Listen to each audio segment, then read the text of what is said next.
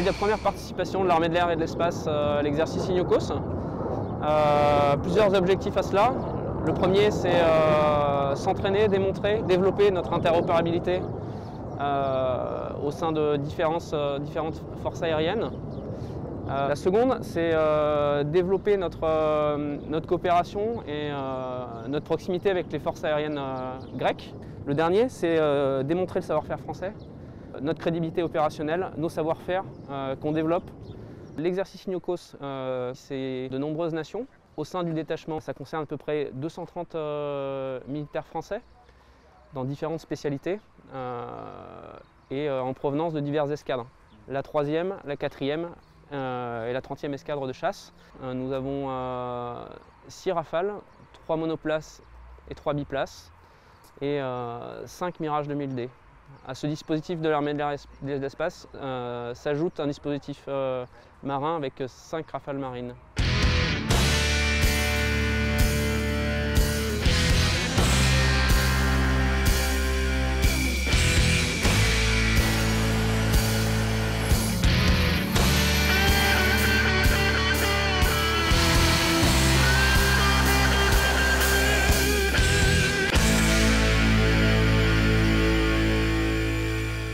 Nous sommes ici déployés pour des exercices d'entraînement aux missions d'Entry Force en partenariat avec des forces aériennes de différents pays, dont le pays hôte, la Grèce.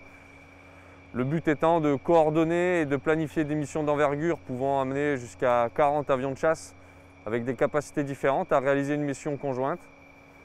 Ça passe par une phase de planification répartie sur environ 8 heures le jour précédent le vol. Et le lendemain, on vole la mission préparée la veille avec un débriefing. Un mission commander est mis en place à chaque mission pour coordonner, réaliser et débriefer la mission à tour de rôle entre les différentes forces présentes. Alors le canevas global comparé à l'exercice TLP est assez bien respecté avec la règle que nous on emploie même en l'entraînement en France des 4 T, le Task, Target, Threat, Tactics, qui permet de mener à bien une réflexion complète sur l'ensemble d'une mission d'envergure.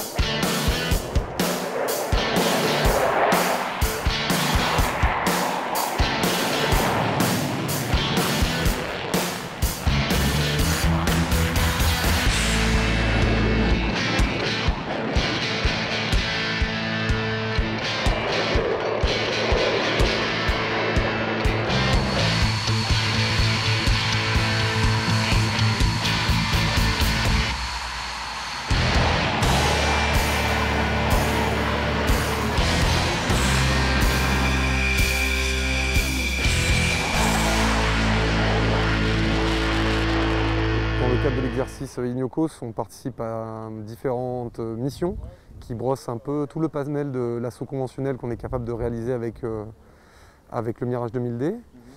Et en l'occurrence, la capacité duale à faire du laser et également de délivrer de l'armement sur des coordonnées GPS dans un environnement assez dense, tactique, avec beaucoup de participants, et dans lequel on ressent toute l'utilité, toute la pertinence du travail en biplace.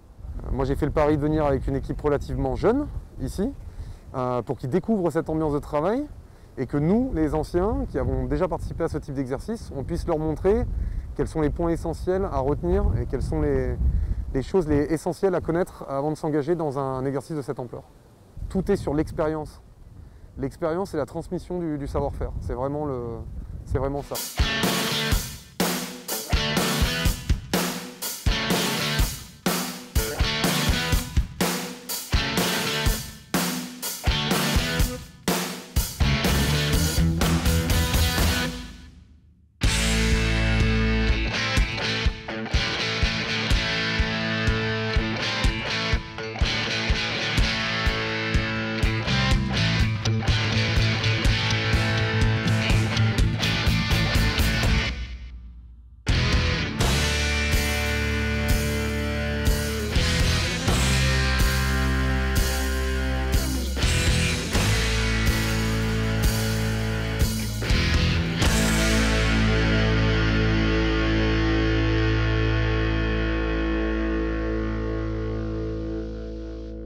sent que la France, avec le Rafale, est énormément regardée. Ils essayent de... C'est une première approche qu'ils ont avec leur futur avion de combat, et nous essayons et nous leur montrons le meilleur que l'avion peut donner.